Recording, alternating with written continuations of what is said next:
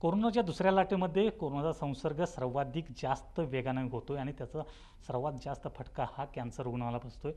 कारण देशातील सर्वात मोठं रुग्णालय हे टाटा कॅन्सर रुग्णालय मुंबईतील आहे आणि या कॅन्सर रुग्ण अनेक देशभरात अडकून पडलेले आहेत. काही ठिकाणी लॉकडाऊन सुरू आहे, काही ठिकाणी रेल्वे सुरू नाही आहे, त्यामुळे येता येत नाही. तर अशा कॅन्सर रुग्णालय आत्ता काय करणं गरजेचं आहे या संदर्भात बोलण्यासाठी आपल्यासोबत टाटा कॅन्सर रुग्णालयाचे संचालक डॉक्टर राजेंद्र बडवे आहेत. इतर डॉक्टर देखील आपल्यासोबत आहेत. सर, आपण पाहिलं की दुसऱ्या लाटेमुळं बऱ्याच ठिकाणी बऱ्याच राज्यामध्ये लॉकडाऊन सुरू आहे, रेल्वे बंद आहेत, काहींचे केमोथेरपी एखादी दुसरी घेतलेली आहे परंतु इकडे येता येत नाही. काय काळजी घ्यायला पाहिजे? एक तर कर्करोग होऊ नये म्हणून नाही सॉरी एक तर कोरोना होऊ नये म्हणून जी काळजी घ्यायची ती सगळ्यांनी घ्यायलाच पाहिजे आणि त्याला कर्करोगी अपवाद नाही. दुसरी महत्त्वाची गोष्ट की कर्करोगाची ट्रीटमेंट जर चालू असेल तर कोरोना असो वा नसो त्यांचं ऑपरेशन होऊ शकतं. दुसरं तितकंच महत्त्वाचं, रेडिएशनची ट्रीटमेंट जी आहे ती 1-2 आठवड्याने पुढे गेली तर त्याच्यामध्ये काही फरक पडत नाही. जसं आम्ही कोरोना पॉझिटिव्हचे इमर्जन्सी ऑपरेशन्स करू शकतो तसंच रेडिएशन आणि सर्जरी 1-2 आठवडे थांबून कोरोना निगेटिव्ह झाल्यानंतर ह्या गोष्टी चालू होऊ शकतात. किमोथेरपी फक्त थोडीशी पुढे ढकलायला लागते, तेव्हा 1-2 ते 3 आठवड्याने किंवा 4 आठवड्याने किमोथेरपी पुढे ढकलली तर त्याने फार मोठं नुकसान होणार नाही आहे. सांगायचा मुद्दा हा की कर्करोगाची ट्रीटमेंट अनइंटरप्टेड चालू राहू शकते आणि जर कोरोनापासून दूर राहिला तर ती नॉर्मल राहील. जर आपण आपल्या स्वतःच्या डॉक्टरपासून जर दूर असाल तर लोकल कोणीतरी डॉक्टर बघा आणि त्याच्या मदतीने तुमचा जो ओरिजिनल डॉक्टर असेल ज्याने ट्रीटमेंट प्लॅन केली त्याच्याशी व्हिडिओ कॉन्फरन्स किंवा टेलिकॉन्फरन्स करून ही ट्रीटमेंट असाल तिकडे चालू राहू शकते. आमचा जो प्रोग्राम आहे नॅशनल कॅन्सर ग्रीड, त्या ग्रीडमध्ये अख्ख्या भारतामध्ये जवळजवळ 200 हॉस्पिटल्स आहेत ज्याच्यामध्ये तशीच ट्रीटमेंट मिळू शकते. ते डॉक्टर आणि टाटा हॉस्पिटलमधले डॉक्टर एकत्र बसून विचार करू शकतात, एकमेकांशी बोलून कन्फर्म करू शकतात की कुठल्या प्रकारची ट्रीटमेंट द्यायला पाहिजे.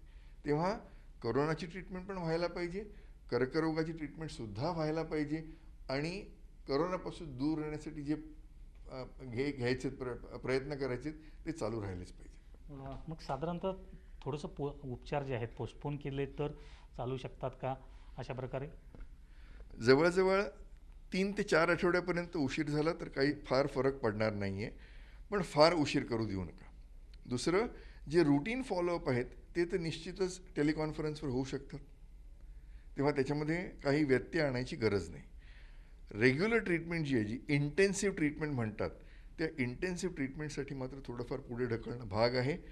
आणि तेव्हा जर ल्युकेमियासारख्या ह्याची ट्रीटमेंट चालू करायची असेल तर त्याच्यासाठी तुम्ही हॉस्पिटलमध्ये ॲडमिट होऊन आयसोलेशनमध्ये राहूनच ट्रीटमेंट घेतलेली बरी, म्हणजे कोरोना होणार नाही आणि कर्करोगाची ट्रीटमेंट चालू राहील.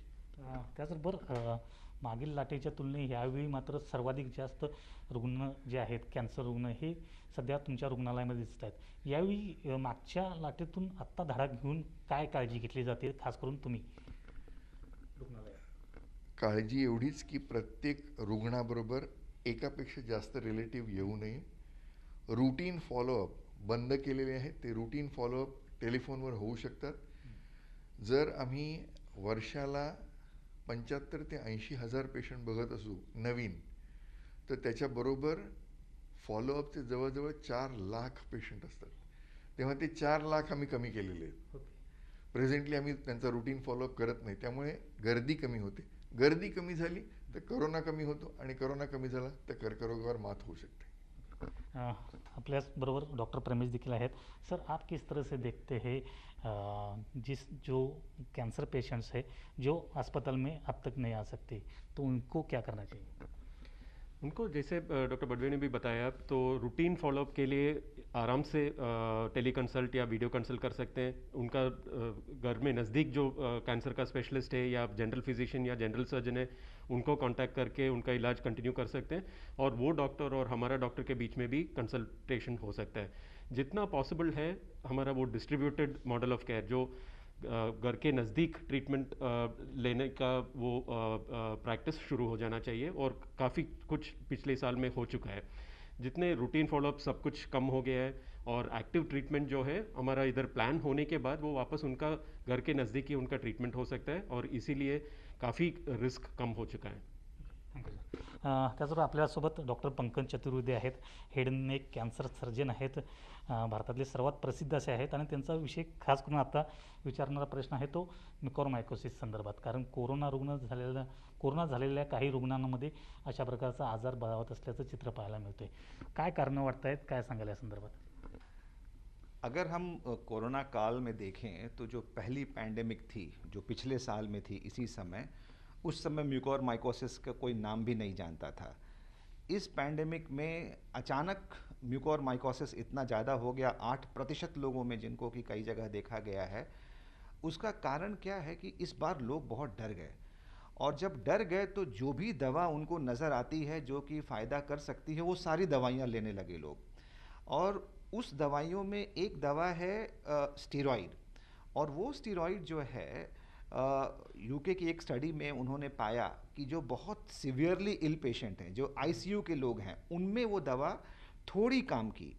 लेकिन उस थोड़ी काम सिवियरली इल जो पेशेंट्स के थे, उसको कहीं ना कहीं जनरल प्रैक्टिशनर और फिजिशियंस और खास करके लोग खुद से उसको दवा को लेने लगे हैं. तो ये जो फंगस है ये हमारे चारों तरफ हमारे वातावरण में है. हम जो सांस सूंघ रहे हैं उसमें भी जो फंगस है हमारी नाक से अंदर की तरफ जाता है, लेकिन हमारी बॉडी की इम्यूनिटी जो है उसको कंट्रोल में रखती है. जब हम हाई डोज स्टीरॉइड लेते हैं तो बॉडी की इम्यूनिटी कम हो जाती है, और यही फंगस जो हमारे वातावरण में है, जो हमारे साथ जी रहा है, वही जो है एक ऐसा रूप ले लेता है कि धीरे धीरे करके नाक के दोनों तरफ जो हमारा साइनसेस हैं उसमें वो पनपने लगता है, और धीरे धीरे करके पनपने के साथ आसपास की चीज़ों को डैमेज भी करने लगता है, जिसमें आँख है, नाक है, हमारा मुंह का तलुआ है. तो मेरा लोगों से यही अनुरोध है कि स्टीरॉइड मेडिकल प्रेस्क्रिप्शन में, मेडिकल सुपरविजन में ही करना चाहिए. सिवियरली इल में या मॉडरेटली इल कुछ पेशेंट्स में सबको ये दवा नहीं खानी चाहिए. त्या संदर्भात डॉक्टरांनी देखील काळजी घेणं गरजेचं आहे रुग्णांना अशा प्रकारचे अधिक स्टेरॉइड्स देताना. तो कैसा है, हम लोगों को भी समझना पड़ेगा कि किस इंडिकेशन में देना चाहिए, और मरीजों को भी अपने हेल्थ के प्रति अवेयर होना चाहिए और प्रश्न पूछना चाहिए कि हमें स्टेरॉइड क्यों दिया जा रहा है. तो ये दोनों ही उतना ही इम्पॉर्टेंट है. डॉक्टर्स प्रेस्क्राइब उस ढंग से करें जहाँ ज़रूरत है, और मरीज़ सेल्फ प्रेस्क्रिप्शन ना करें इसका, सेल्फ ट्रीटमेंट ना करें इसका. Uncontrolled diabetes is another reason for mucormycosis.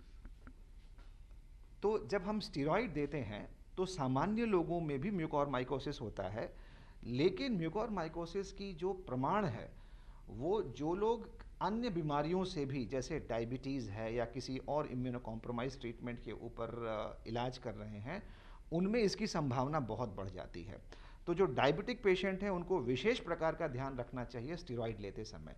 इसका मतलब ये नहीं कि स्टीरॉइड नहीं लेना चाहिए, लेकिन एक सही मात्रा में लेना चाहिए और मेडिकल सुपरविजन में लेना चाहिए. ओके, धन्यवाद सर. हे होते टाटा रुग्णालयाचे डॉक्टर ज्यांनी कॅन्सर रुग्णांनी घरी राहिलं तरी काय काळजी घ्यायला पाहिजे त्या संदर्भात माहिती दिली आहे, आणि डॉक्टर पंकज चतुर्वेदी म्युकॉरमायकोसिस संदर्भात देखील एक चांगलं नॉलेज जे आहे ते आपल्यापर्यंत पोहोचवलेलं आहे. व्हिडिओ जर्नलिस्ट अमरीश लाडचं, कृष्णात पाटील, झी मीडिया, मुंबई. बहिणाबाईंची जात्यावरची ओवी म्हणजे